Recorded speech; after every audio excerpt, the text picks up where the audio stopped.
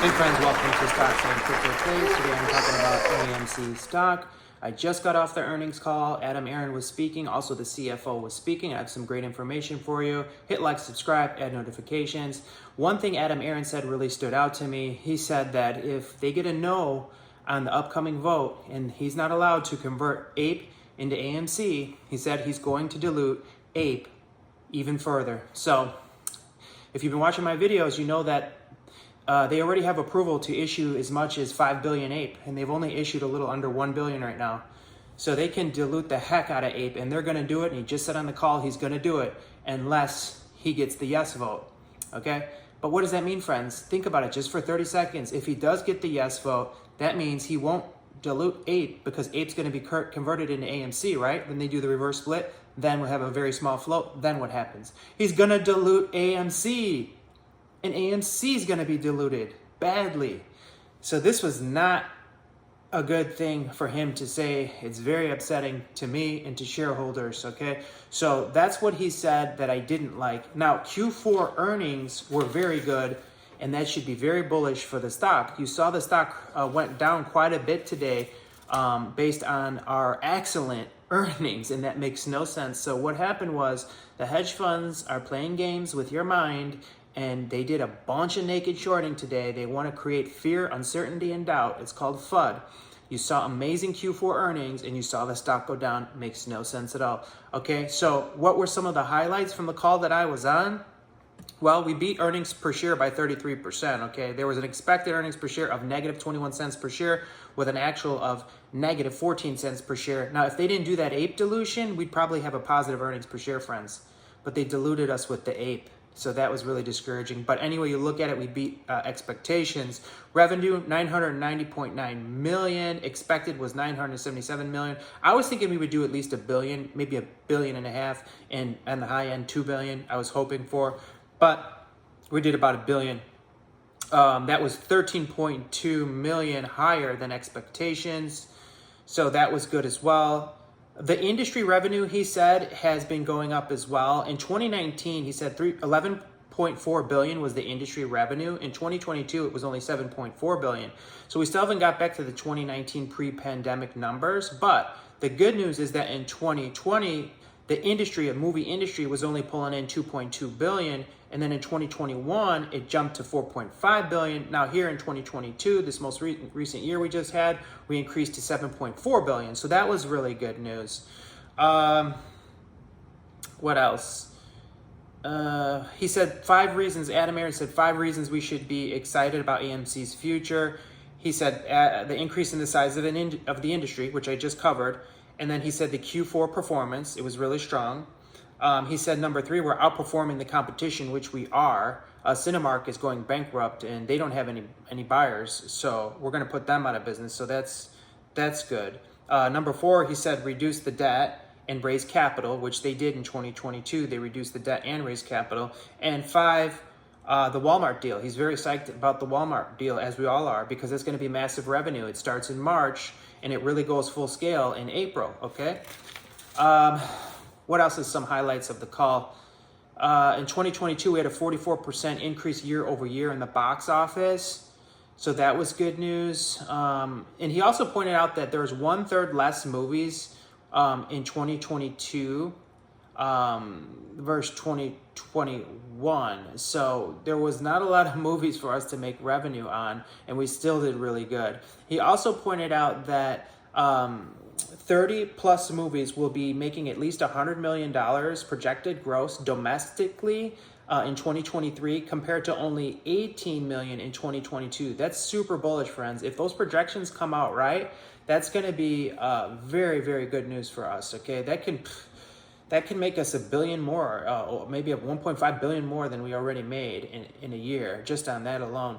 That's not even talking popcorn revenue or credit card revenue that they're coming out with. So the Q4, they did beat the adjusted net income. They had their best year since 2019. So 2022 was a 54% increase in revenue year over year, a 338 million EBITDA income over last year. That's what I told you to watch for, was the EBITDA. Okay, 338 million EBITDA earnings before interest and taxes. That's what that is. compared to last year. 338 million more. That's amazing. They have 840 million cash in the bank. Now it's kind of sneaky the way they say that. They don't really have 840 million cash in the bank. They have 840 million credit available to them. It's not really cash in the bank, okay? So keep that in mind. The average ticket price of AMC is $12.22 versus Cinemark, $10.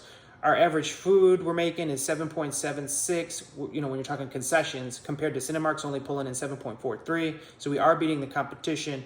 AMC average patron spends $21.85, where Cinemark's is only spending $19.35. So we're beating them out there. AMC liquidity. So in 2022, $314 million was raised for the company. Let's see here. They had a $390 million debt reduction in 2022, so that's good. And he brought up again that they are launching the popcorn, so they expect really a lot more liquidity in 2023. Then the CFO, Sean, I don't know what his last name is, the CFO came on, and he was talking about 2022 growth.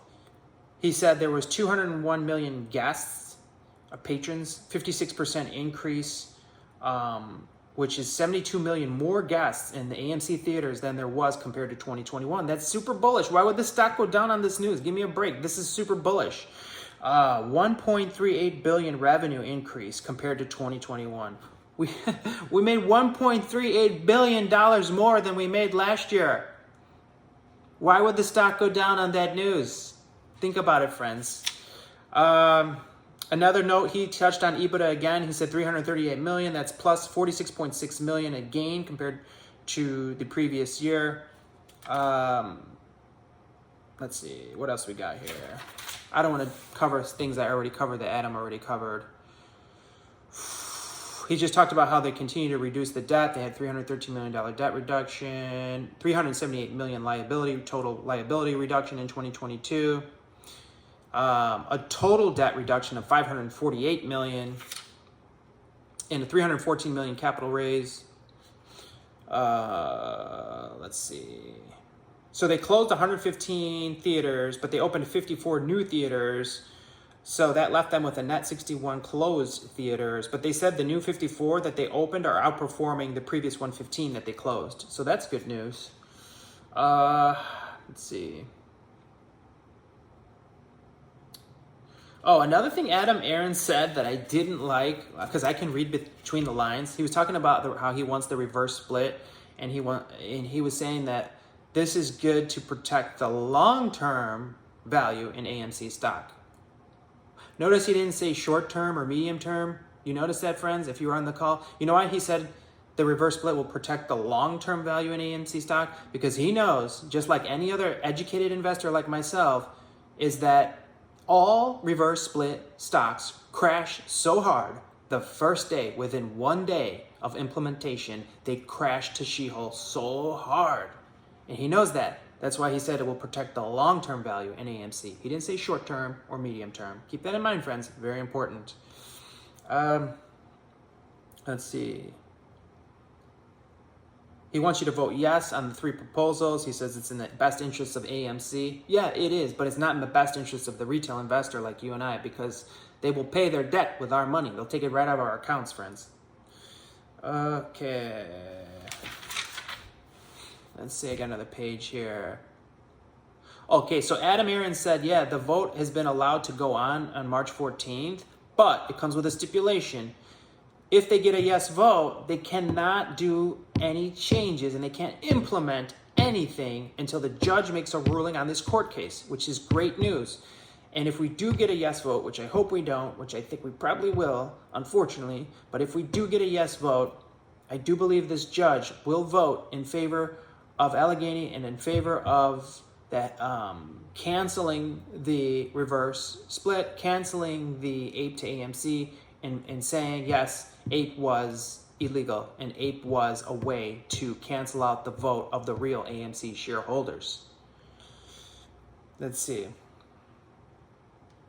Oh, okay, so Adam said, like, a lot of people have been complaining they haven't gotten their proxy votes, and they contacted their brokers, and the brokers have no answer for them. He said if you already contacted your broker and you didn't get your vote proxy, you can call a number, 1-800-859-0000. 8511. This is an AMC helpline. He said you could also email AMC at D as in dog, F as in Frank, King, KING.com. That's how I heard it. I hope I heard it right. And that's pretty much the summary of the call, friends, you know. So what do you think? You know, what'd you think about the call? Were you on the call? What'd you think about it? Why did the AMC stock and APE both go down on excellent, awesome earnings, Q4 earnings? What do you think about it? It's ridiculous, friends. It's okay, though. We're going to continue to hold. We're not going to sell anything. We're not selling our AMC. I'm not selling my AMC. Yeah, I put my APE into AMC, but that's still in the AMC family, right? So we're not going anywhere. Hit like, hit subscribe, add notifications, share the video with a friend.